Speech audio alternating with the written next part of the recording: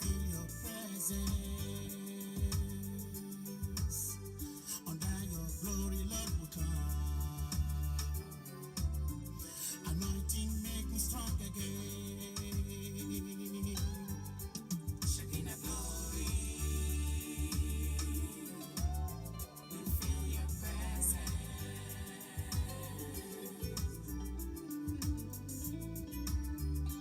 Shekinah glory, we feel your presence. Under your glory, Lord, we come. Anointing makes me strong again. Anointing makes me strong again. Anointing makes me strong again. Anointing makes me strong. Anointing makes me strong again. Anointing open doors for me. Anointing makes me strong again. Anointing makes me go higher. Anointing makes me strong again. So we pray, so we pray, so we pray, so we pray. We praise Jehovah. We praise His name. So we pray. We praise Messiah. We praise His name. We praise His name. 1,000 tongues alone is not enough to praise you. Oh yeah. 1,000 tongues alone is not enough to praise you. We praise Jehovah.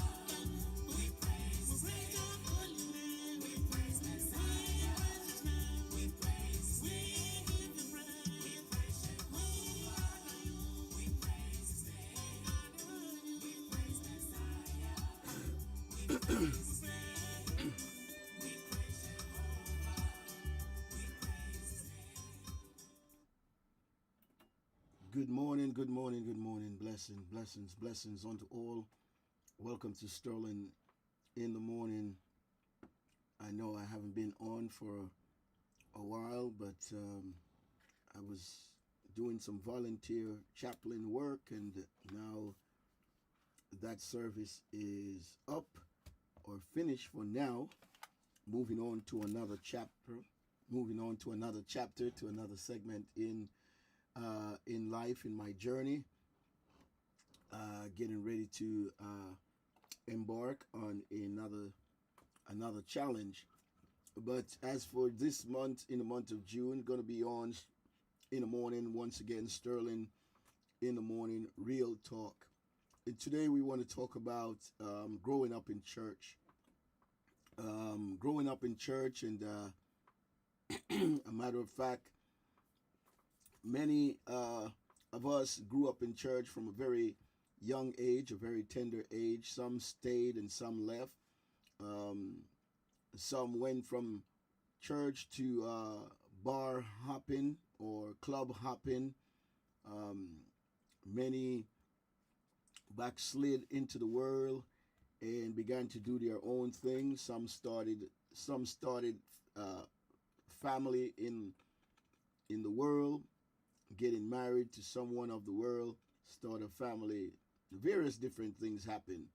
But what is it really like growing up in church? Is it that bad? Is it that good? Is it that it's the best thing for your child? Or is it that it's just a form of controlling your children? And so we want to look at that today, and we want to do some real talk. This program is not for the faint heart. This program is not for the judgmental. This program is not for those who consider themselves baptized in lemon juice and you hold so dear the things that you have learned when you were a little child, and it's like, I can't laugh when it comes to the things of God. I can't dance when it comes to the things of God. I can't talk about certain things when it comes to the things of God because I'm so holy and sanctimonious. If I'm too high, dear Lord, pull me down. Get down off your high horse. Get down off your pompous pride.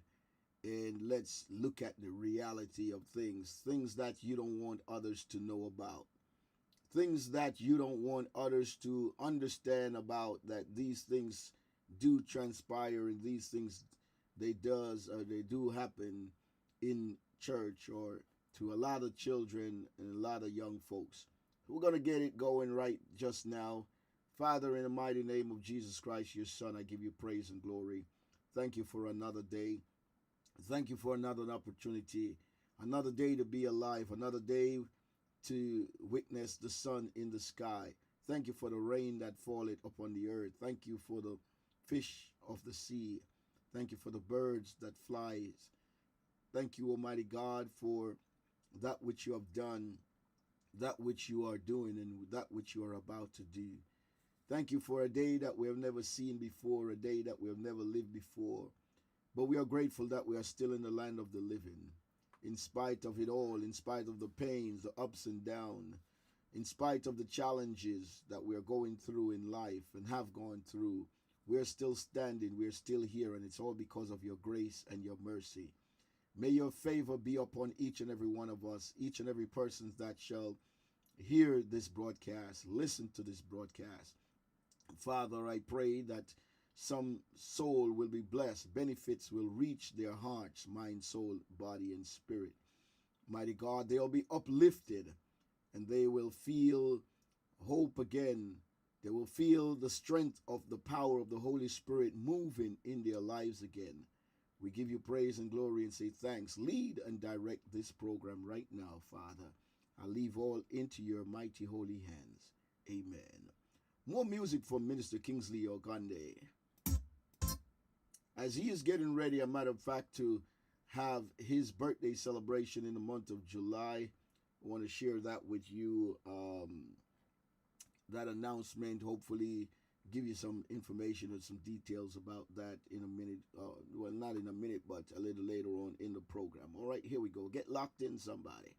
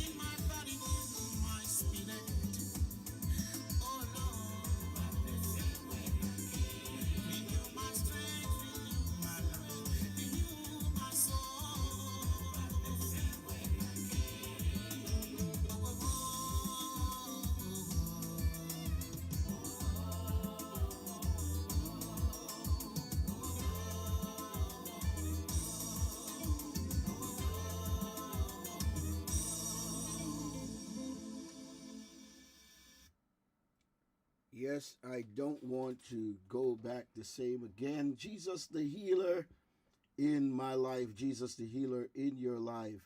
It's Sterling B. Worldwide Radio at its best this morning. Thank you for being here, and I'm so glad that you are here. All right, check it out. Tweet somebody, email somebody, instant message somebody for me. Share the link. You can join me on various different platforms. You can join me on the radio platform. Simply go to the website, sterlingbworldwideradio.org. You can join me on Zoom this morning. You can join me on Facebook this morning. And so let us have a good time in the Lord this morning. All right. And it's going to be awesome just to have you here to listen in for a while. Not going to hold you long, not going to be with you very long. And I hope that you will find virtue in whatever is going on this morning. Growing up in church, going from church to bar hopping and all of these other activities that you end up engaged in after you have decided that, hey, I had enough of church and I just want to go and do my own thing. But there are many who have grown up in the church and they have found great benefit in growing up in the church. And not only that they have found great benefit of growing up in the church, but they have also found themselves at a disadvantage. Sometimes they find themselves in an advantageous position, and then there are times they find themselves at a disadvantage. Some are pleased and some are happy with the way their lives have turned out, while others are not so happy in the way that their lives has turned out. What about you? How was it for you? Are you someone who grew up in the church? If you are, feel free to give me a call at 516-255-6747. Share with us your testimony. What was it like for you growing up in the church? Maybe you grew up in the church, you are still in the church. Maybe you grew up in the church and you left the church to do other things, and you have returned back to the church. Maybe some of you have left the church and you have not returned because you grew up in the church. I'm going to play some challenging music on this radio program this morning, and hope you understand and you will get the message in what I am playing and what I'm saying. Anyway, there are challenges growing up in church, just as there are benefits and great advantages. There are challenges. Bless the Lord for you, Pastor Freddie, all the way there in Africa, Kenya. Thank you for checking out the program this morning. And there are challenges that some people are afraid to talk about. Some people are afraid to talk about. Some people are afraid to mention. Boy, what is going on here? Okay, let me see. Some people, they want to talk about some stuff, but they don't know how to talk about it. It's what it is. Okay, it's what it is. All right. Some people are afraid. Some people, they don't mind. Talking about certain things. Some people like to be, what is that word? Anonymous, right? And some people are shy. Some people are afraid, and maybe you might be in one of those category. Maybe you might be shy. Maybe you might be afraid. Maybe you might be in one of those categories where you don't know how to express yourself, or you don't want nobody to know about what you've been through. And then there are others who don't mind talking about what they have been through. For me, I've been through a lot. I can talk about a lot of things, what it was like growing up in the church. I can relate my testimony. I can relate my challenges to you. I can relate the good times I had. Growing up in church, I had such great time. I can relate that to you. Where what is going on here? What is going on with my screen? Okay. How did this come about? I have no idea. My screen here on, let's see, how did this come about, Lord? And how do I fix it? I have no idea. I have no idea how I fix this screen right now. That pops up for me. Let's see. How do I fix it, Lord? Camera. How do I fix it? Okay, there we go. Got it. All right. So hey, it pays to try. Here we go. All right. So it pays to try.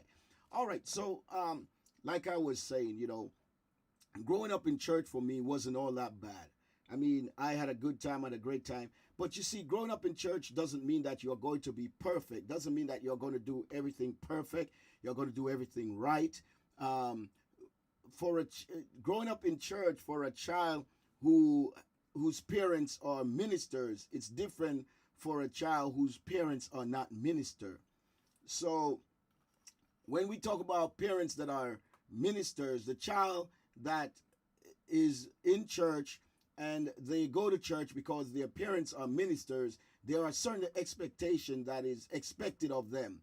People look at those children as if those children has to be good all the time.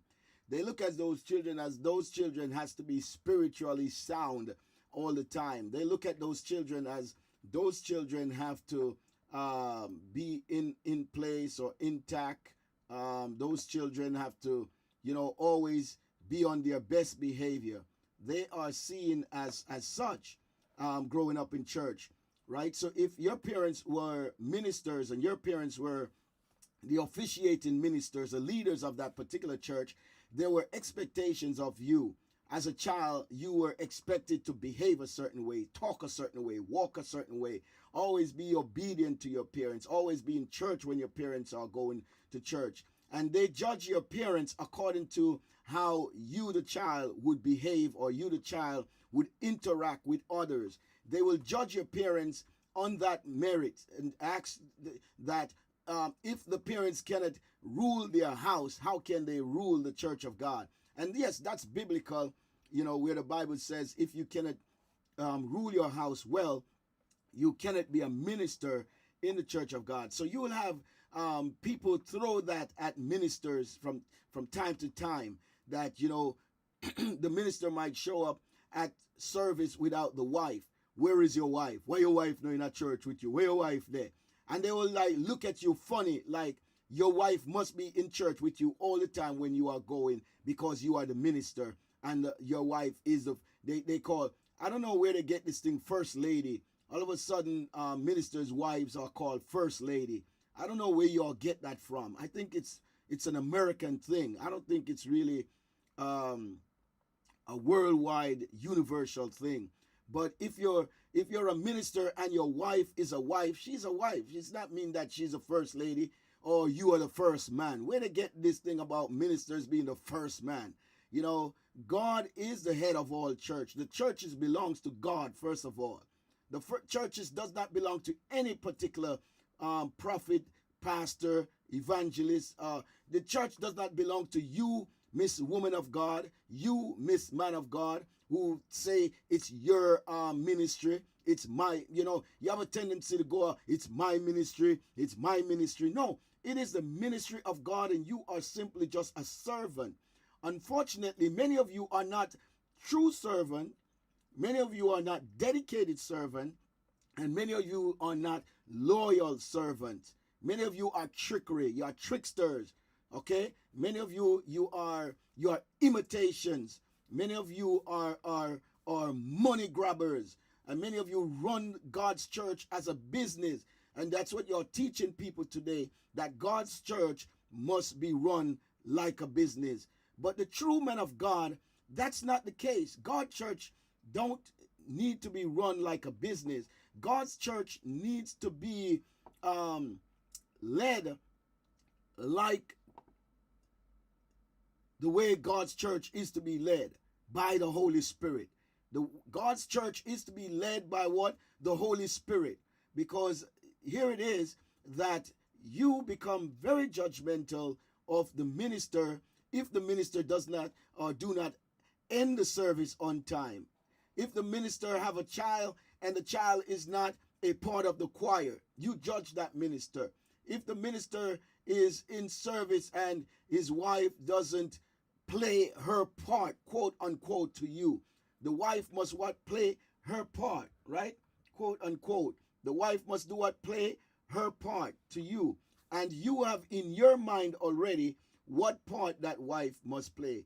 You have it embedded in your mind already. So what about the child? What pressure the child is feeling? As a child, that you're as a child where your parents are the ministers, you are feeling a lot of pressure. You're feeling a lot of burden. You're not feeling free to be yourself most of the time. You want to be yourself, but you are afraid of the backlash that you might receive either from the congregation or even your parents. You're afraid of those backlashes. Now, growing up as a child where your parents are not the ministers, you have a little more cushion. You have a little more what we call, how do I put it? You have a little more freedom, in that perspective.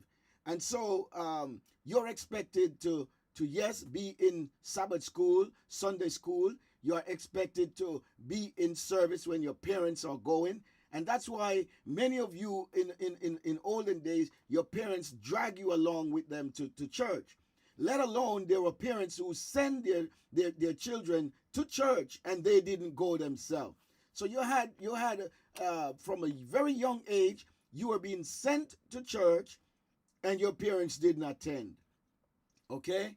And you end up growing up in church from a very young age. Now there are some things that you would engage in. There are some things that you have done that are simply secret even until this day. You hold those things that you have done as a secret. There is no child that grow up in the church that does not have a secret or have and a secret means that things that you did that are just simply hidden. It's just hidden from everybody else. Nobody else knows about it, but either you or maybe you and the others who have done those things. Now, when it comes to you folks, you young people, you youth today, don't you think that you are going to do anything different than what your mom or your dad, or many others did when they were your age? What you think you're doing today, yes, it's a little different in terms of the social media that you have, but many of the other behaviors that you as a youth will engage in, someone has done it already. I mean, I can go in specifics. I can even go in specifics. Should I go in specific now? 516-255-6747. If you're listening today and you can call in and share your testimony, share your experience as growing up in the church, feel free to do so. 516-255-6747. Feel free to call and share your position, your experience as it is growing up in the church. So let's get into it now and get into some specifics, right? So as a child growing up in the church, you have some challenges that you normally face, and one of the challenges that you face is getting up early in the morning to make sure that you are in Sabbath school or Sunday school or whatever it is. Getting up early in the morning, it would be a challenge for most of you, even today as a young person. Now, the generation that we are in today, let alone, they don't want to get up at all to even go to school. It is a problem for your child to wake up on their own to go to school. So you as a parent have to actually go into the room and shake them and wake them up and let them know it's time to go to school, right? You have a lot of children that are getting on the school buses with their eyes half closed. As they get on the school bus, they are just knocked out. They are just knocked out until they reach their stop. And imagine you as a child now growing up in the church where yes, your parent has to be in service, and not mentioning the deacon or the deaconesses or the elder or someone who has to open the church, and then you as a child have to go along with them that early to open the church door and to get things started. That's not fun. That is not fun for any child at all, to get up very early in the morning. I remember my father, he used to get up early in the morning, and I said a man would come in the rooms and he would jump on the bed. You are laying, you are sleeping it up. I mean, you're out sleeping. And my dad would come in the room and jump on the bed, and he would roll on top of you, and he's waking you up. You know, he's waking you up, and that's his way of waking it up. He did it for my sister. He did it for me. He get up early in the morning. He comes in the room and he just jump in the bed and roll on you, and you can't help it but to get up. After he's done, you have to get up and get yourself together to go to service. And that was, I mean, sometimes sometimes it wasn't fun. I'll be honest with you. It just wasn't fun because you want to get a little extra sleep in, a little extra, and especially when you got to wait to get in the bathroom. If you're a child that you have more than 5 in the family, or more than 4 in the family, or more, yeah, let's say more than 3 in the family, or 4 in the family, you had to wait on the bathroom. Y'all, if you didn't have 2 bathrooms, like, I thank God that, yes, I grew up in a middle class family. I should say middle class. It was really working class / middle class.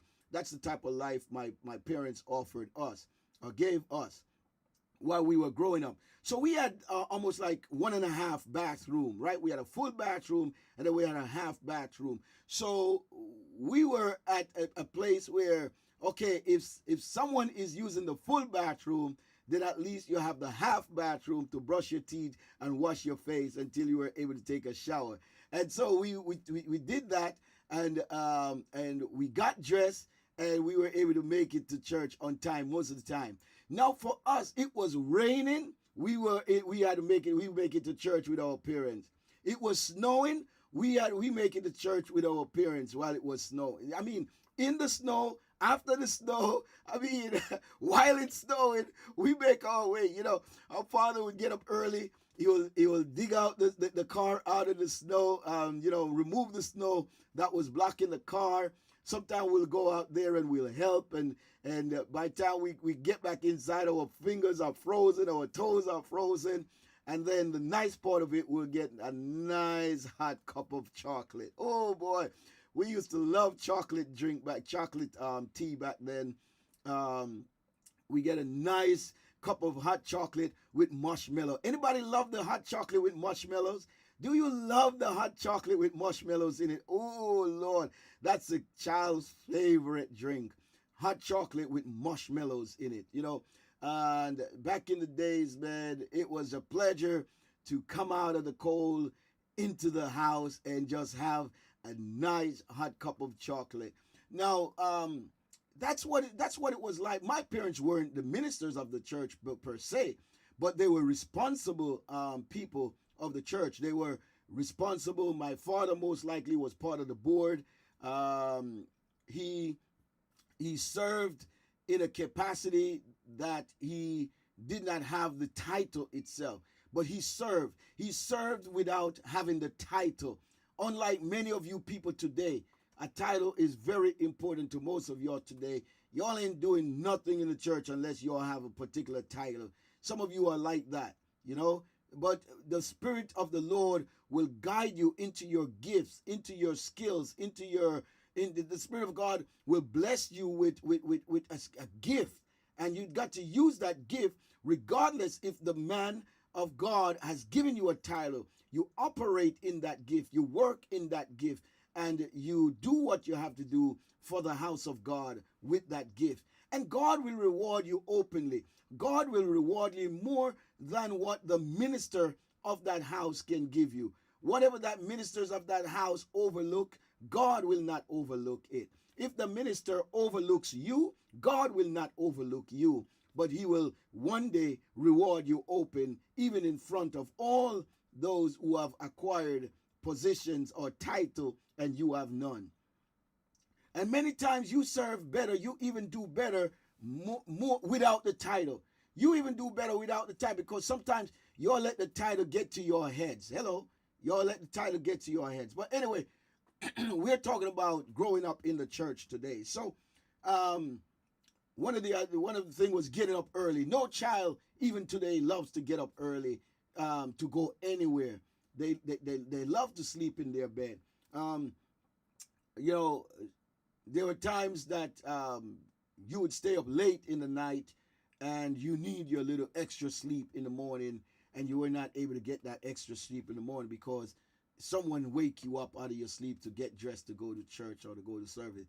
So that's one of the things that you know, you found yourself challenges, whether you want to be challenges for some or maybe it's a good thing for some, but then you learn to get up early in the morning. As for me right now, I really don't want to get up early in the morning no more. I don't even want to get up early in the morning unless it's necessary. But anyway, that's what it is. All right. So let's see here. All right. Someone says, I grew up in the church from the time I was born. Pretty much my family was in church every week. As I grew older, I started going to Sunday school, and I used to be that kid or child who answered all the Sunday school questions and got all the what the minces. Okay, minties minces. Okay, not much has changed, but when I was too old for kids church, I went to youth group and most of the scripture.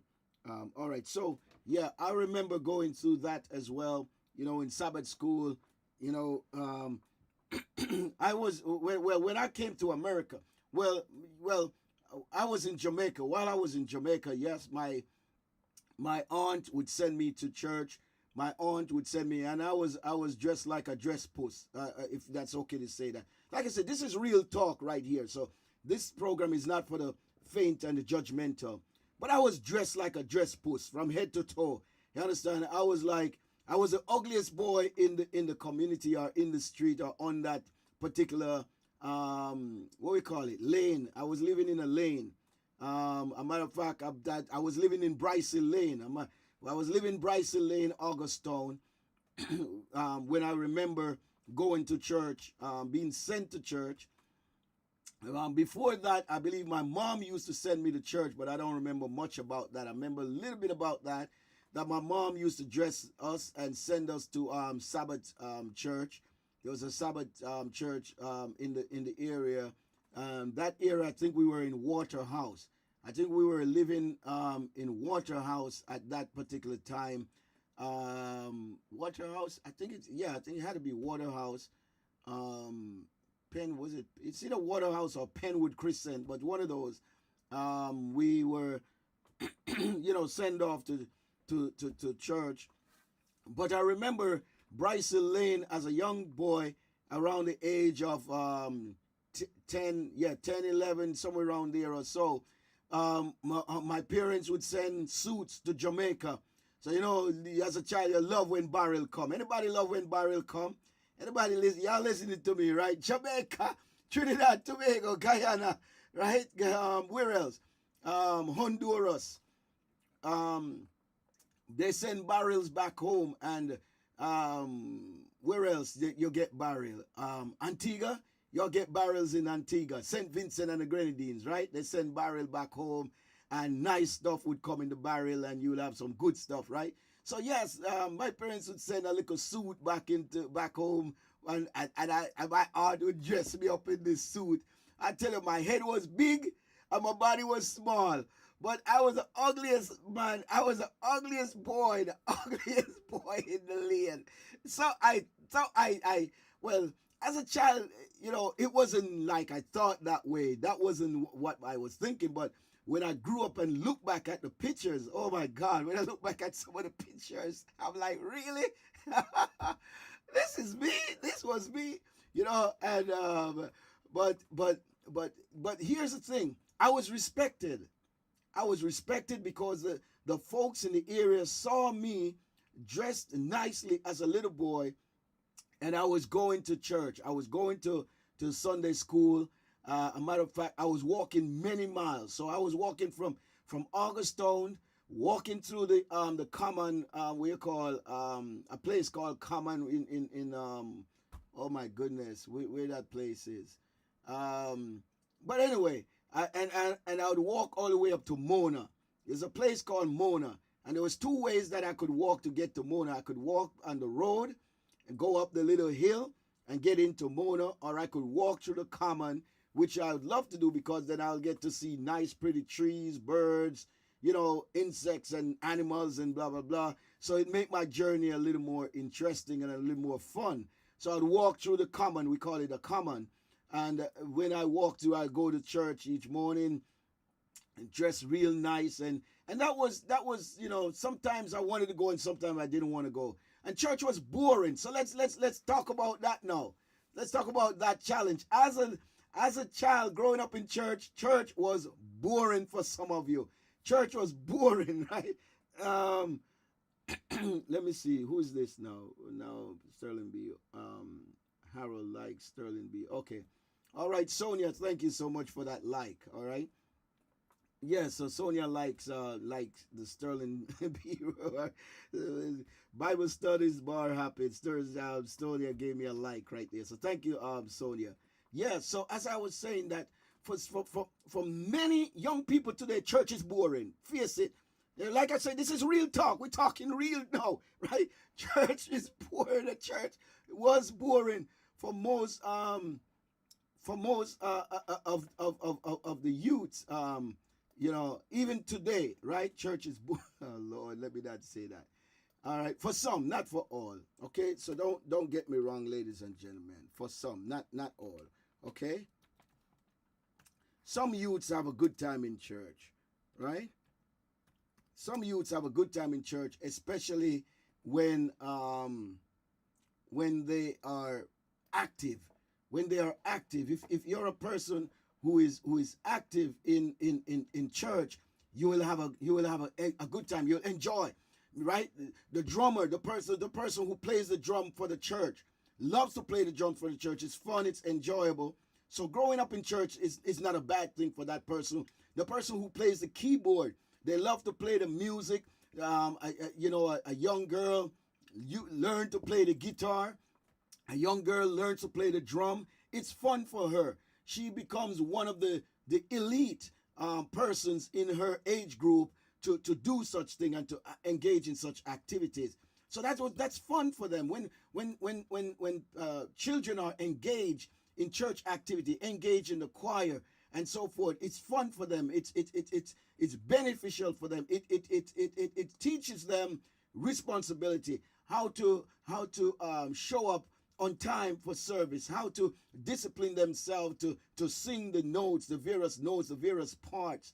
So it becomes a learning curve for them. It becomes a place for them to engage. And if the choir leader is a person of great character and responsibility, that person will teach them how to carry themselves. One of the things that build Pastor Hezekiah Walker ministry, his church, his congregation, was the ability to engage young people in a choir.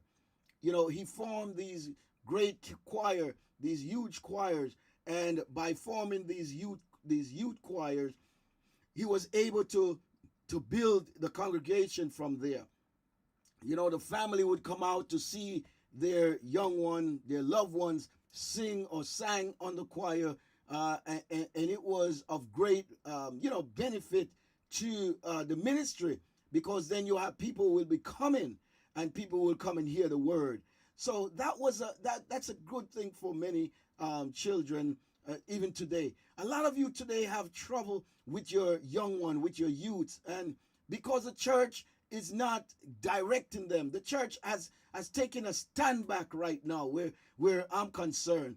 Most of the churches have taken a stand back right now and not giving your children directive and direction. And a lot of the churches right now, resources, they don't know where to send the child to get help. A sister yesterday called and was asking for some help for her son. I'm not putting her business out there, but I'm just saying that there are people out there that need help, and they don't know where to go and who to turn to. And so I was able to put her on to Pastor Guilford Monroe's. Hopefully she will get through to Pastor Guilford Monroe. But how about us today in our society, in your community? What event, what activity, is there a place that your child can get off the street and be at? Is there a community place that your child can go and receive resources, receive guidance, receive a way of molding? I mean, most of the churches don't know where to send their congregant children outside of the church to get meaningful guidance, or what's the right word? What's the word I'm looking for?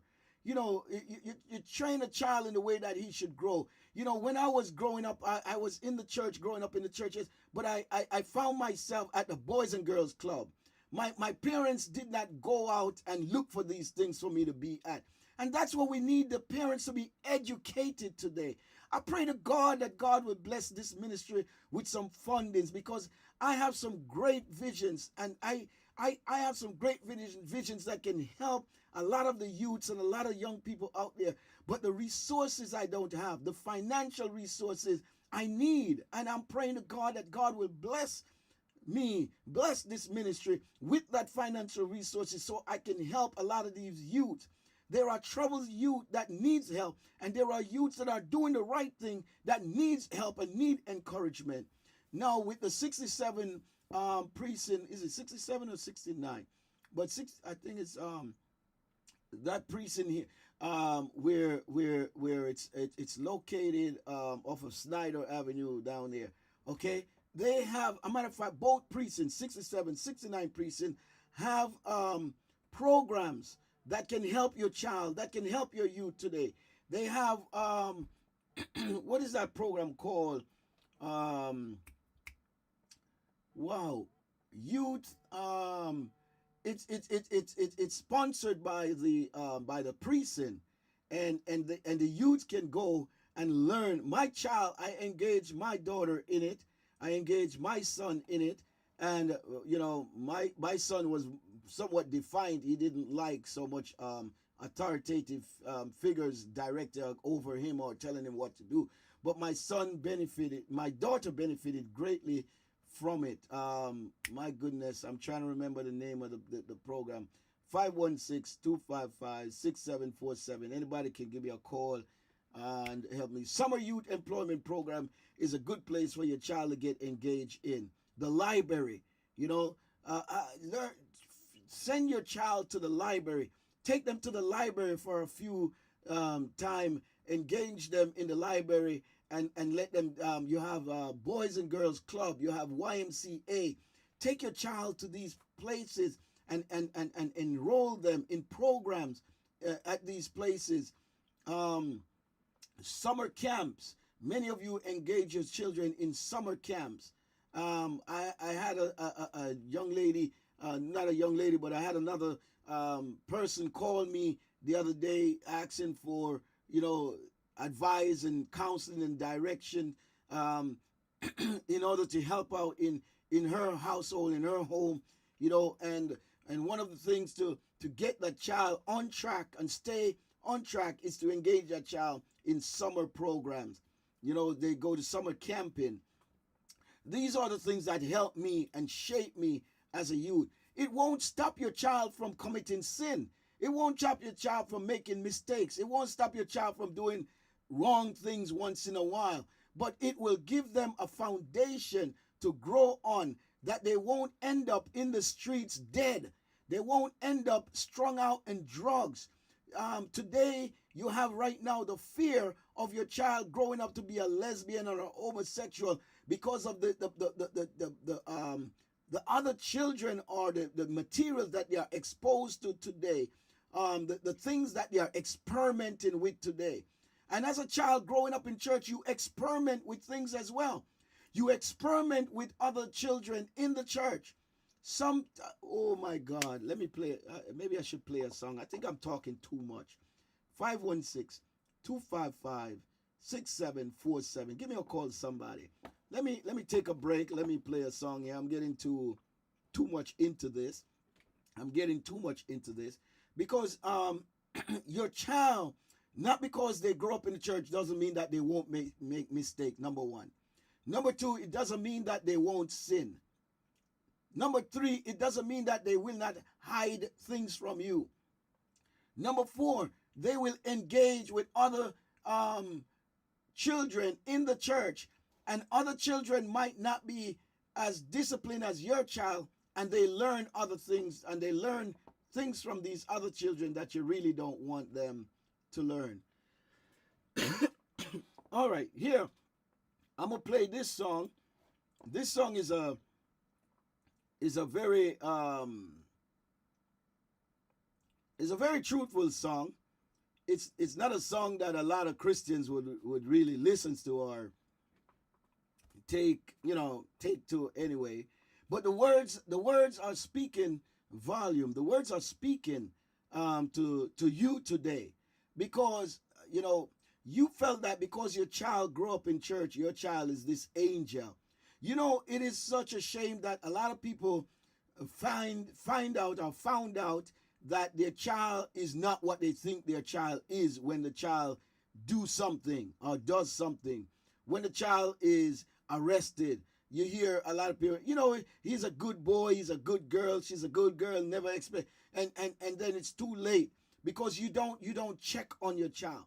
Parents need to learn to check on their children. Check your child's room.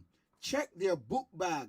Check. A lot of times your child comes home with materials that they're supposed to hand to you as a parent, and they don't give it to you.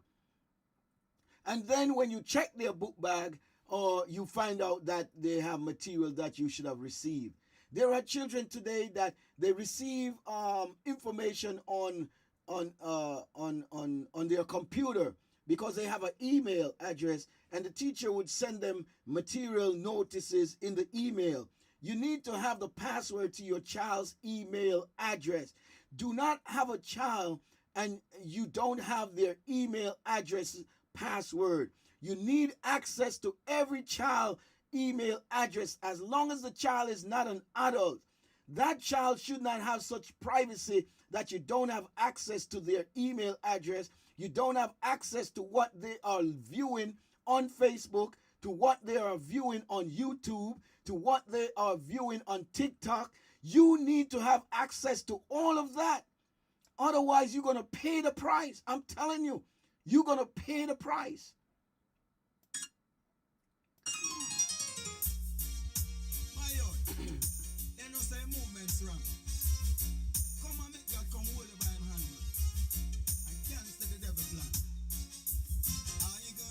From bar to bar?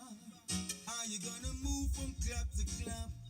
Are you gonna move from dance to dance? I could have was so innocent, so you love. You're searching for love, but in the wrong place. Maybe when God turn up, you won't see his face.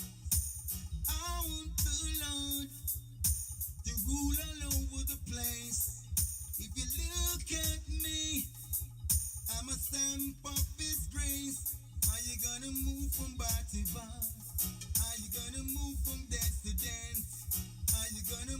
show to show. I could have was saying a sister you love. You only need to know how you gonna get high. But nothing me no smoke, nothing me no blaze. When me a go up fi perform on the stage, me whisper a prayer in a Jesus' ace. Give me the love and the grace. So make me ask you, so make me ask you, if I say you want run the place. Are you gonna move from dance to dance? Are you gonna move from club to club? Are you gonna move from bar to bar? Could I was saying a sister you love? Me no need no ganja fi make me get high. Cause me have a touch of the most high. One day me a go tell this world bye bye.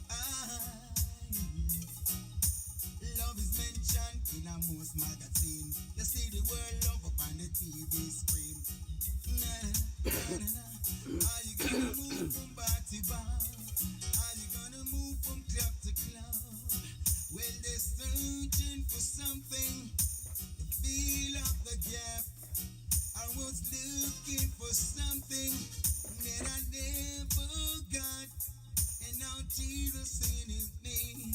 And now Jesus is in me. And I'll give it all he's got. Are you gonna move from bar to bar? Are you gonna move from club to club? You just wanna when we get the next sip of the champagne. Light up the weed, but it blow your brain. Some of them get to crack and cocaine. And the thing that we blow your brain. You are searching for love, but in the wrong place. Yeah. When Jesus come, you say the part out of my face. Are you gonna move from dance to dance? Are you gonna move from show to show? Are you gonna move from bar to bar? You don't want to say anything to your love. Jesus is giving me love. He has given me blessing from up above. So me put down the 9 and the 38th love. Me no mixed up in a crack and cocaine. Them they judge me no love. Are you gonna move from bar to bar? Are you gonna move from club to club?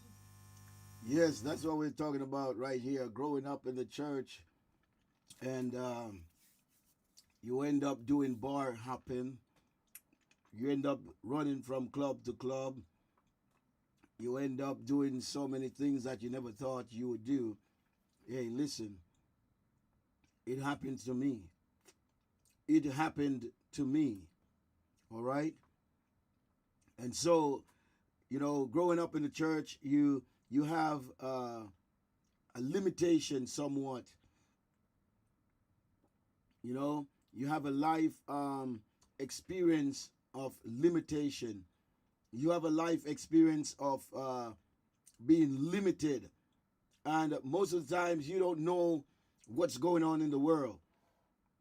You're not able to experience a lot of things that's going on in the world, that's taking place in the world. You are limited in terms of that. You are protected from the world. You are protected from the world. Most people see you as a person who grow up with pomp and circumstances.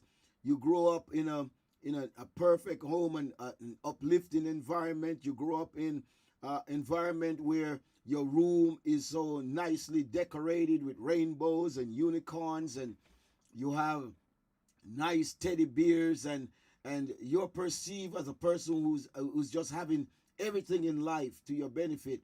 And most of the parents, do provide that for the child that's not exposed to the things of the world. You try to give them as much nurture, as much things as possible to keep them within the walls of your protection, number one, within the walls of your expectancy, number two, within the walls of what you want them to do, how you want them to live.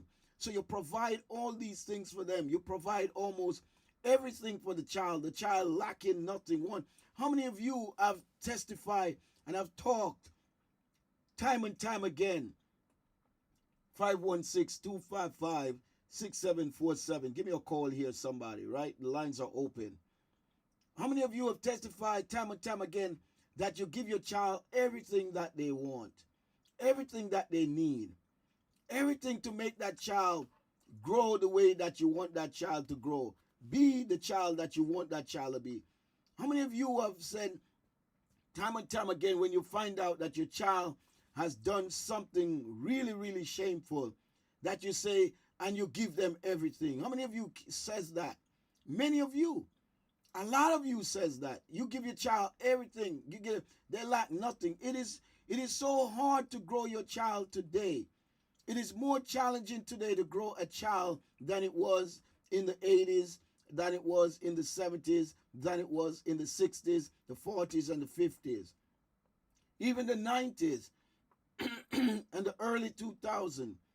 It was much easier to grow your child then than what it is today. There's so much challenge to growing your child today that you have to be careful giving your child everything today.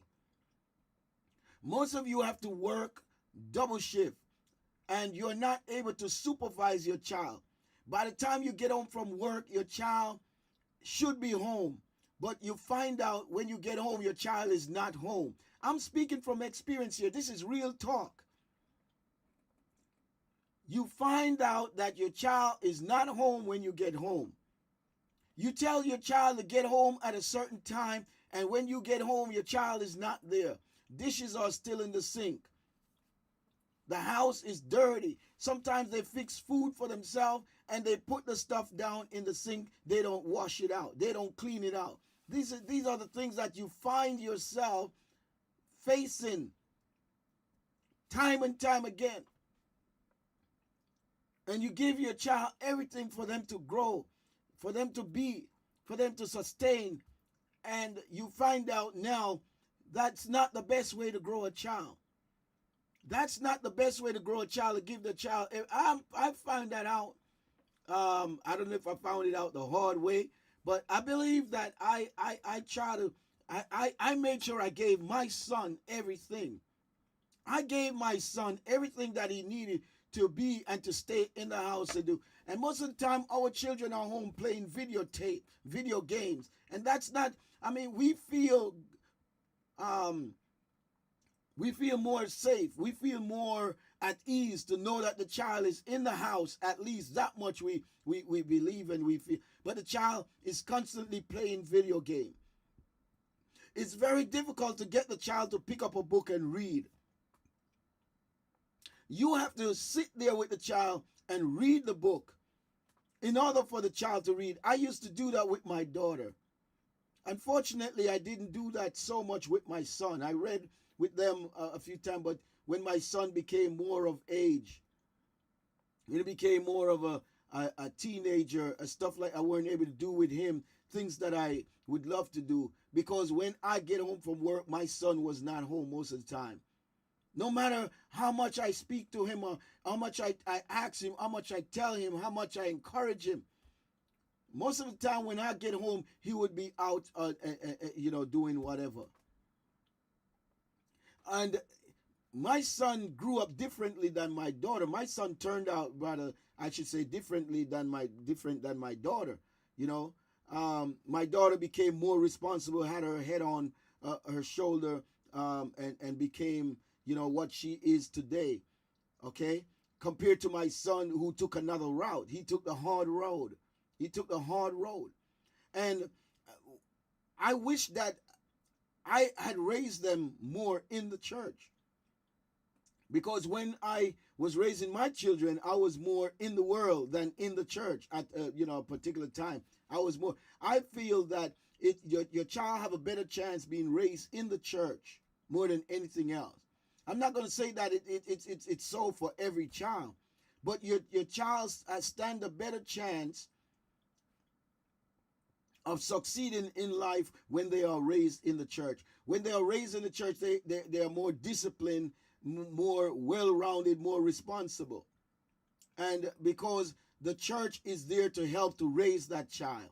And that's what we need in today's society. We need to have the church in place to help to raise our children. It is unfortunate that you are at a place today where it's more hands off, my child. You know, parents are telling, don't say nothing to my. If you say something to the child, the parent get upset. The parents get bent out of shape. The parents get. This is what we are facing with today. And then when the child gets into issues, into challenges and difficulties and issues and problems and all of these things, you run to the pastor, you run to the minister. Now you come to the church for help. But before, you didn't want the church to help you out when the church was disciplining your child. Some of you have your children running around in the church. That's not good. There are some children that runs around in the church up and down, up and down. We need a way to curtail that. That's not good for your child. And because they run around in the house, or maybe they have a hypertension situation, the child is hyperactive and the child cannot maintain in church. So now you need to devise a strategy that you come to church for a particular time. You spend some time in service, and then you might want to leave, or you might want to take the child outside or whatever, or into the dining room or into another space where the child can but you have to be cognizant of these things and not just sit in the church and have your child running around the place like that. I've seen where ministers have their own children running around in the church like up and down like that. It's a place of God. It's a place of discipline, a place of worship, a place of responsibility, a place where you must learn how to be responsible. All right. Now, most times, a child that is raised in the church needs to be relatable, right? In relation to the relatable to the things that are going on, that are happening in the church, the things that are happening to other people in the church.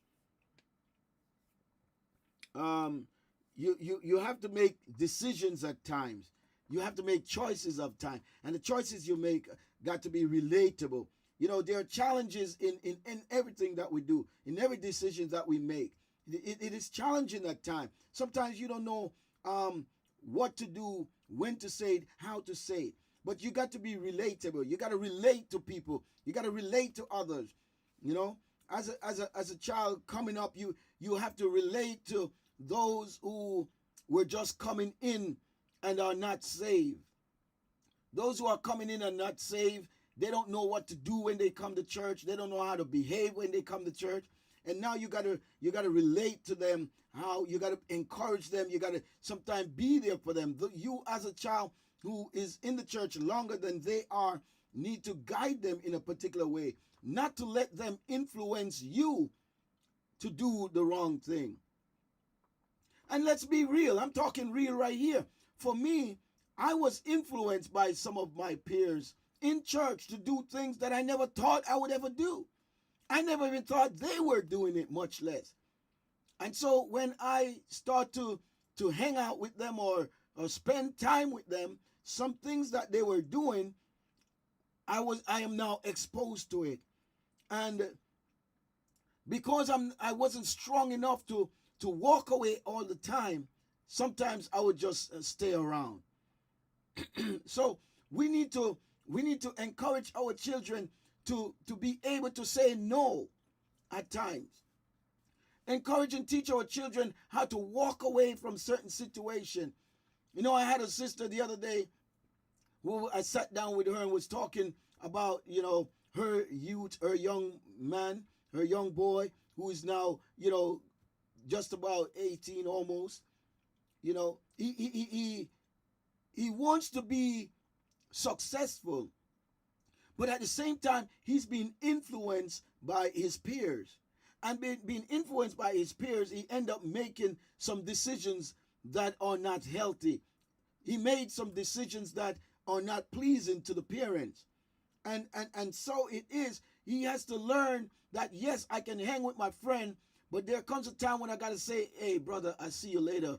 I mean, especially when they are getting into things that's going to make it hard for you to succeed in life. You have to be able to say, I check y'all later, I see y'all later. We need to train our children how to say no and how to walk away from certain situations. We need to encourage them and let them know it is okay to do so.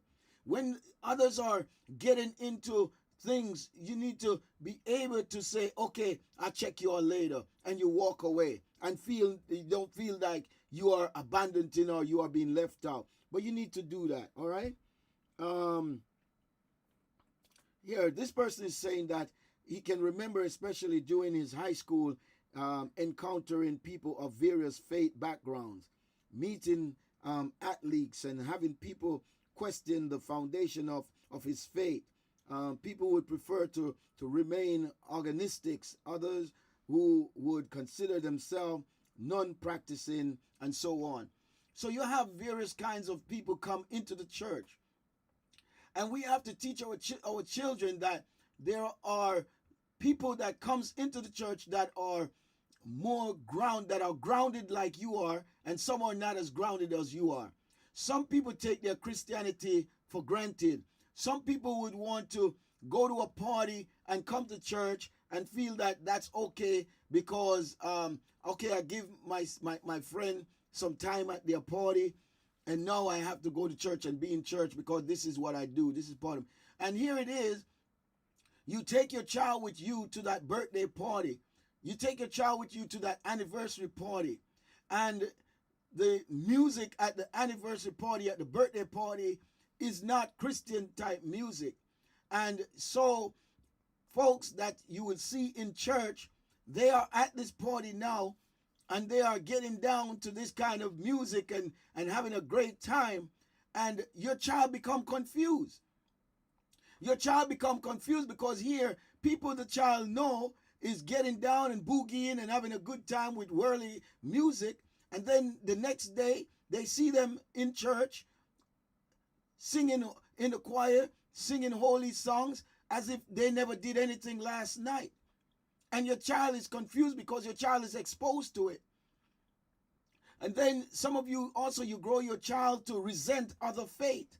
Because a person is a Catholic, you don't want your child to associate with it. Because a person is a Jehovah's Witness, you don't want your child to associate with the Jehovah's Witness. Because your child is a Church of God Seventh Day, you don't want your child to have anything to do with any Sunday people. These are the way that you grow your child, and it is not good. It's not good. Thank God for most of the children who goes beyond that and see that they are people of God as well. Just as your child is a child of God, your other people that are around you, they are children of God, even though they might not be of the same faith. It's okay to interact with them. You know, it is a shame what is going on today, that because a person is a Jehovah's Witness, you got to avoid them. Because the person is from the Latter-day Saints, you have to avoid them. Because the church is from, the person is from Catholic, you try to avoid them because they don't think the same, believe the same as you. But yet you got to work with them. Yet you got to ride with them on the train. Yet you got to ride with them on the buses. Yet you got to eat with them in your lunchroom. So how long are you going to avoid these people because they don't believe the same thing you believe? We're not talking about going to their synagogues or going to their church space and having worship and so forth with them. I'm talking about simply interacting with them. You become prejudiced. You become adamant towards them. You alienate yourself because they don't think and believe like you. You know, and you raise your child to be this way. And your child sometimes becomes very confused. Your child at school don't know how to conduct themselves or what to do. They become isolated. And you now saying, Pastor, pray for my child. I don't know what's wrong with my child. My child seems to be what you call it, depressed, withdrawn, antisocial. Your child seems to be antisocial because now your child is not socializing. But you the one who broke them that way. You the one who did that to the child. So as a child growing up in the church, you got to deal with expectations of others. Others have expectation of the child. Others have expectation of you as a young man, as a young girl growing up in the church. They have expectations of you. Others are there are people who have high expectation because you are the pastor's son. You are the pastor's daughter. So they have a high expectation of you. And it's a burden for you to live up to that expectation. It's a burden for you to fulfill the expectation that they have of you. So when you now grow up, you sometimes, a matter of fact, before you even grow up, let's talk real now. Can I take it somewhere now? Because you are expected to be in the fasting service. Now y'all don't judge me. These are things I did. These things when I was younger. No, I did these things when I was older. When I was an adult. When I was where I was teenager. Okay, and it's expected for you to be in the fasting service. It's expected for you to be in the prayer service. It's expected for you to be at rehearsal. But instead of going to rehearsal, instead of going to the prayer service, you find yourself going somewhere else. You go somewhere else. You detour somewhere else. And you go somewhere else, and then you go to practice. Or you go to practice, and then you go somewhere else, and then you go home. Many of your teenagers are doing that. They might be growing up in church, but this is what they are doing. They are detouring other places and then go to practice. And then, so when you ask them, they have a cover up. They have an alibi. They have an alibi. All right. So I'm talking practical stuff here. 516-255-6747. Give me a call, somebody. We're just about finishing up the program here, taking you up to about 12 o'clock thereabout. Then hopefully I could play some news from around the world, or some news from Jamaica or some other Caribbean island and so forth. But anyway, as we continue here, we need to understand that not because the child is growing up in the church doesn't mean that the child is going to do everything that you expect of them all the time and so forth. A child that grows up in the church, after they grow up to a certain age, they backslide into the world, because now the things that were kept from them, they were not exposed to it. Now they are of age. They feel that they can now go and experiment. Many of the women get impregnated. Many of the girls, the sisters, they get impregnated. They get unwanted pregnancy. They get in a relationship that is abusive to them, and because they were told to be submissive unto their husband and all of these things, they stay in the abuse. Some of them lose lives, lose eyes, lose arms, lose. Some of them have miscarriages. Some of them have issues internally because of the abuse, psychological abuse, mental abuse, because yes, they were raised in the church, but they were not taught these things. And that's what the churches are to be doing today.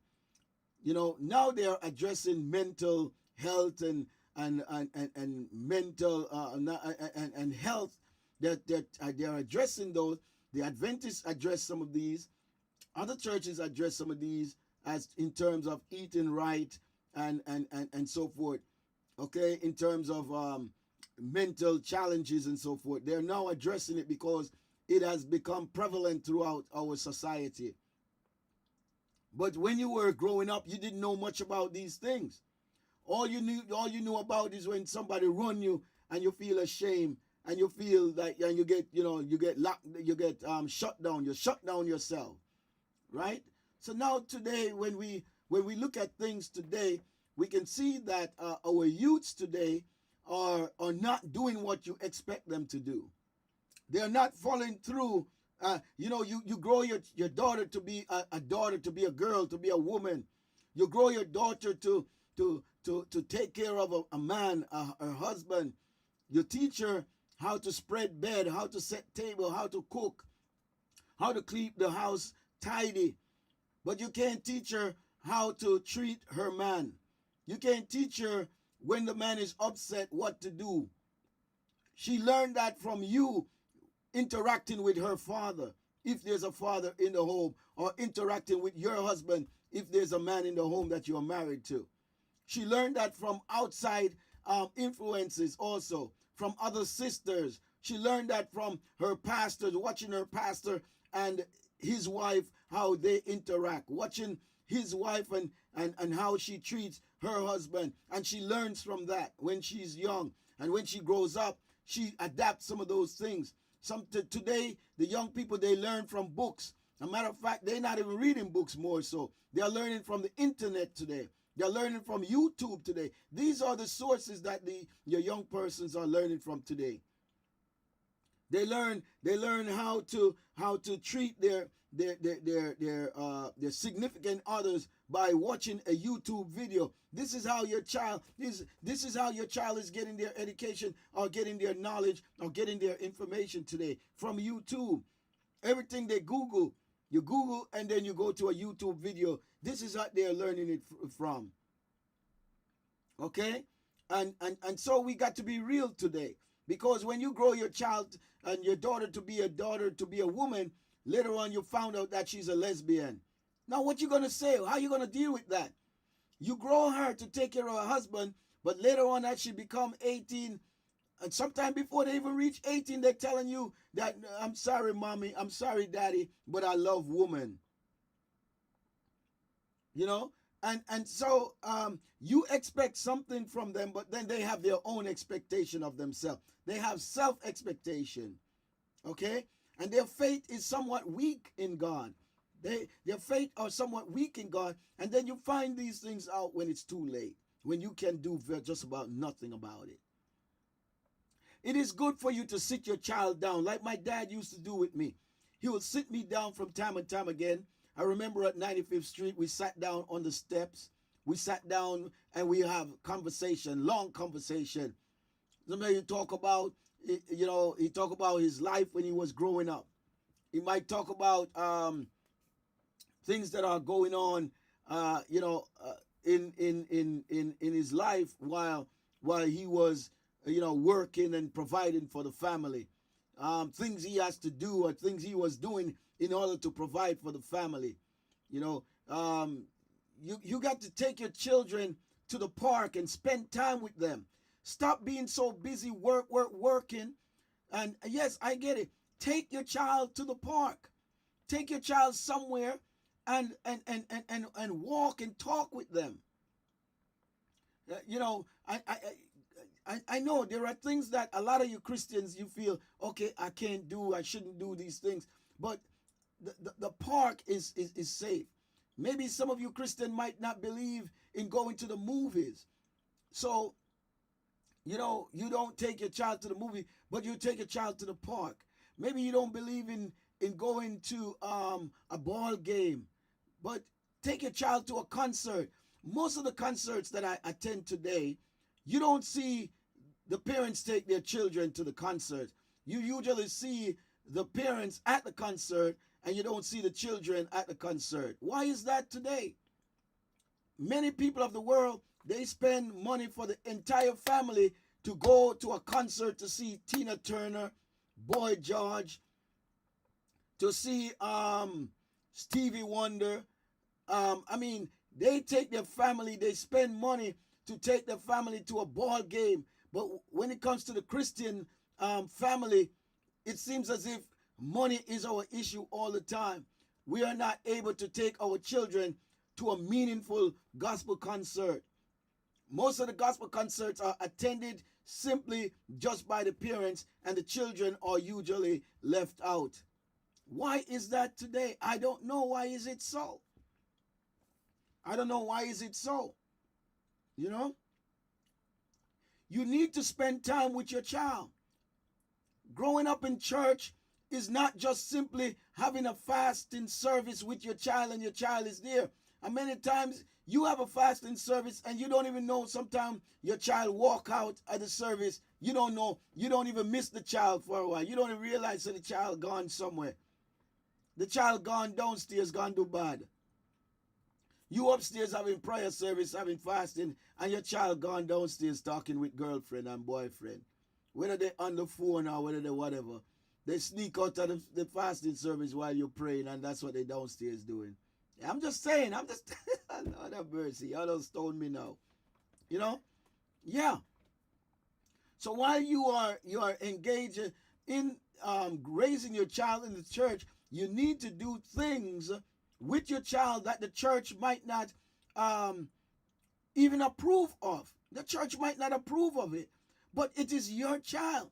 When you are in a big mess, your church is going to criticize you, and you're going to feel embarrassed to even tell the church about it. So where's the church now? But you got to live with your daughter. You got to live with your son. Stop being so busy working, and not able to take your child out to the park, not able to take your child to, the amusement park, to the beach. Take your child to Coney Island, to the beach. Take your child and walk the boardwalk with them. You might not have money to put them on a ride. Maybe you might have money to put them on a ride, one ride. If it's even one ride, you put them on. Walk the boardwalk with them. You need to build that strong bond with your child. Not that you drag your child to church all the time and your child must just sit down in church and behave. And as a matter of fact, what you do today is you give the child the iPod, you give the child the what you call it, iPod and iPods, iPad and iPods and whatever other devices you have. That's what you give your child, and your child sit there all through the service playing video games. Because that's the way you know to control the child. If you learn how to control the child from home, when you come to church, you won't have to give that child video games and iPods and all of these things to keep them going. But that's where we are today.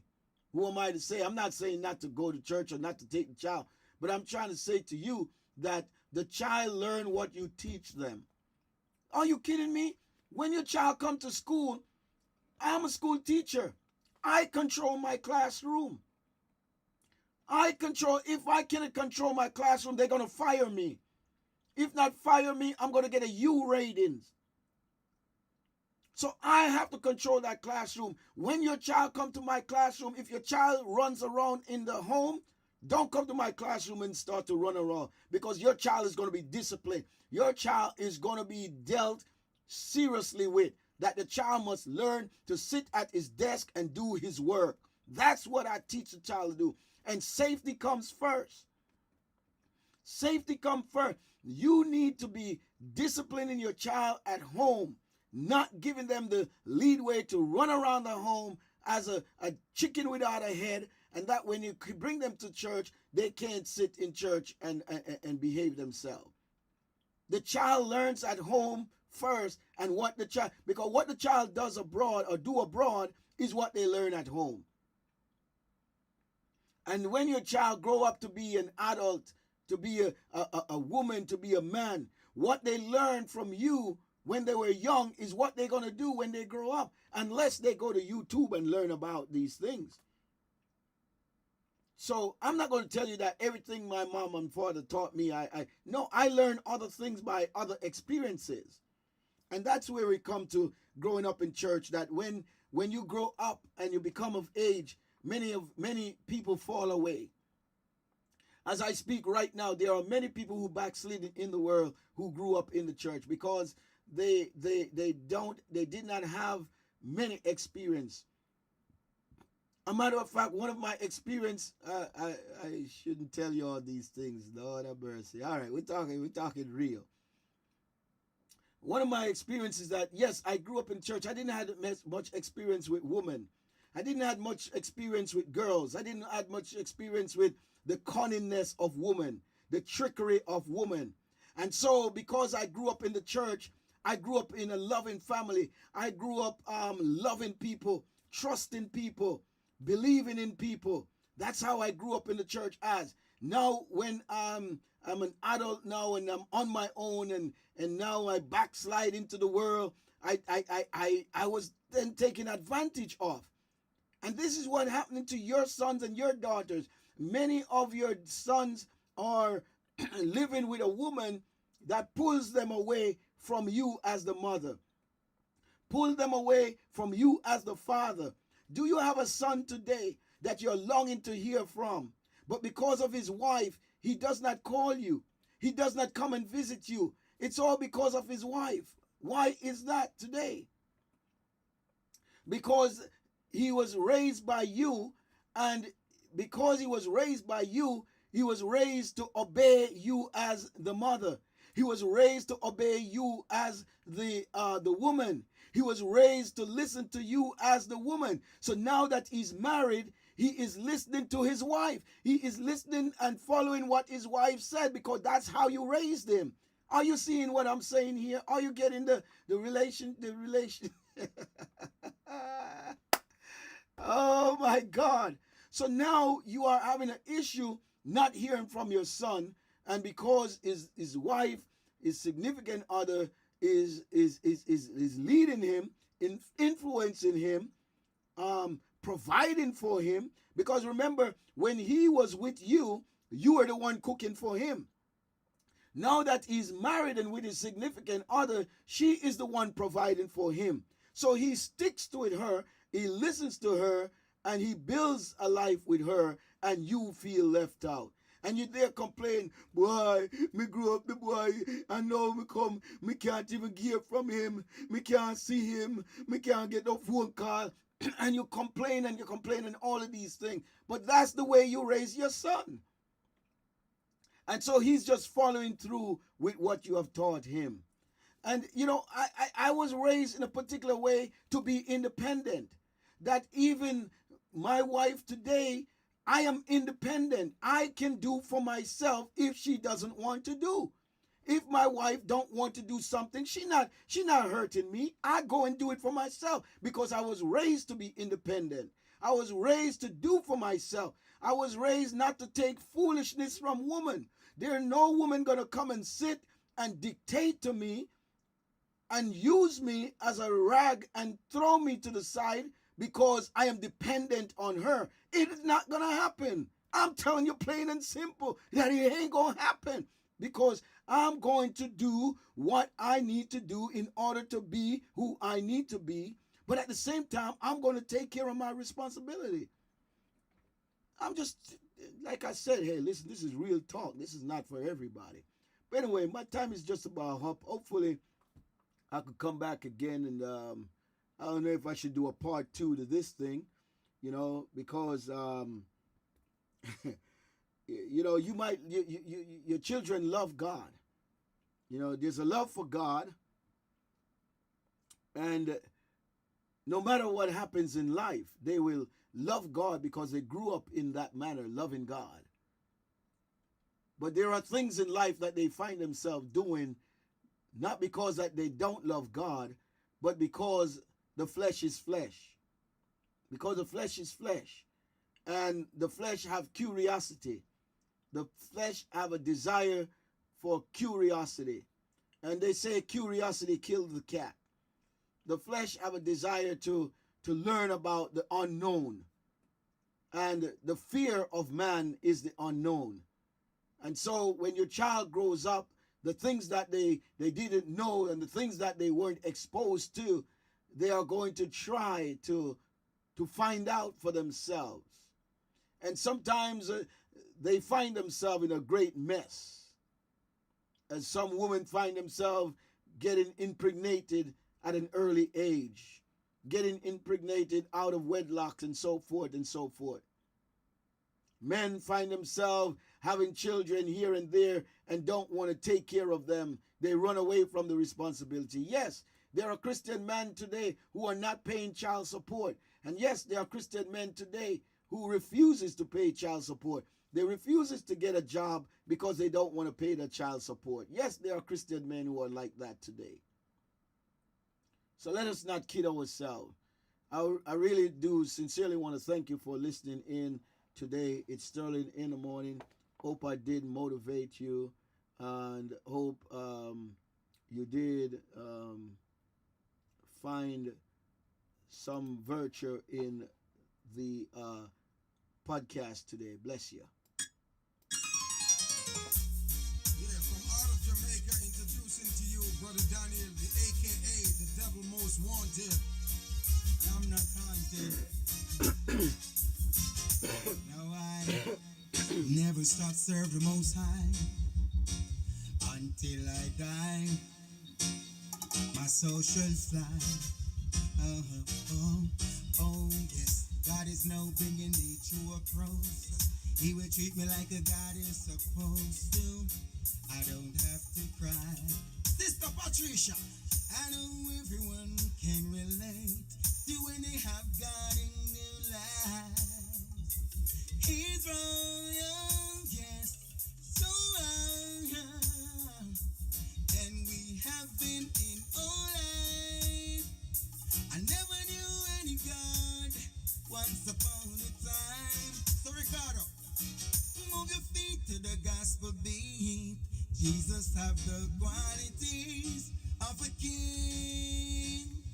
He's a king. He's royal, yes, so royal. And I have him in my life. I don't need any other God. He's good to me, yeah. And when you ask me what a good God made of, I am not afraid and ashamed of. He's my king. Jesus is my king. He's royal, yes, so royal. And I have him in my life. So move your feet to the gospel beat. Jesus have the qualities of a king. He's a king. Hear the song.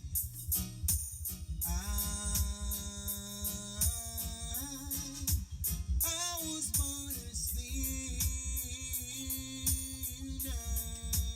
What my mother's home. I was born a sinner.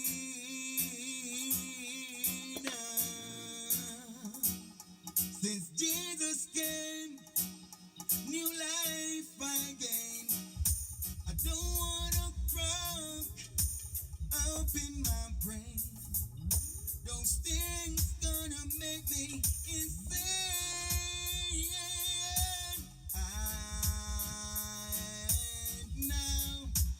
And now I'm a winner.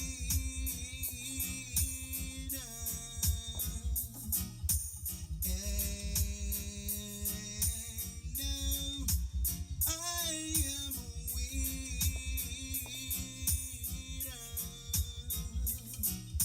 I used to preach the gospel on the street. I was not rated. I was hated. Was so stressed. Was so frustrated.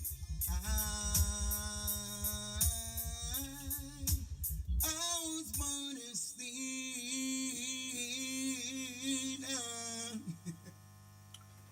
Yes, yes, yes. I want to thank you this morning. If you have viewed this podcast today or listened to this podcast today, it is and was a pleasure to minister unto you and to bring to you this challenging topic. Next time, hopefully, we'll take this a little further. We look at some of the reasons why young people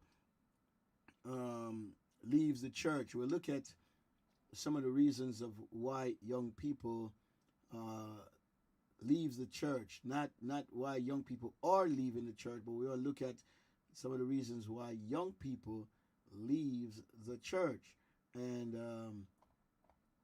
we know for a fact that today we are seeing more and more, you know, young people, yes, leaving the church, so to speak, but also there are people coming to the church or coming to the foot of the cross. They're coming to the Lord.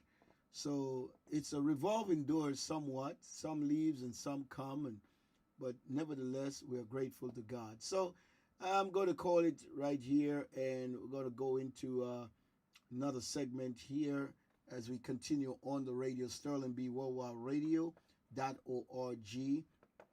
I'm going to be ending the YouTube and Facebook video right now. So you can continue to listen on Sterling B. Worldwide Radio.org. Thank you for listening. Remember, I sincerely do need your support. If you can support the ministry in whatever way you can, feel free to do so by using my number at Zelle, or using my email address, ministersterlingb at outlook.com, ministersterlingb at outlook.com, and make sure you use that email and access your Zelle platform. Also, you can use Cash App at Minister Sterling B. All right, $ Minister Sterling B. You can do Cash App, and I really appreciate it. Looking forward to doing some more work with you in the near future. So thank you so much. God bless you. Stay blessed. Stay well. All right, stay tuned for a little bit of the news on Sterling B Worldwide Radio. All right, God bless you.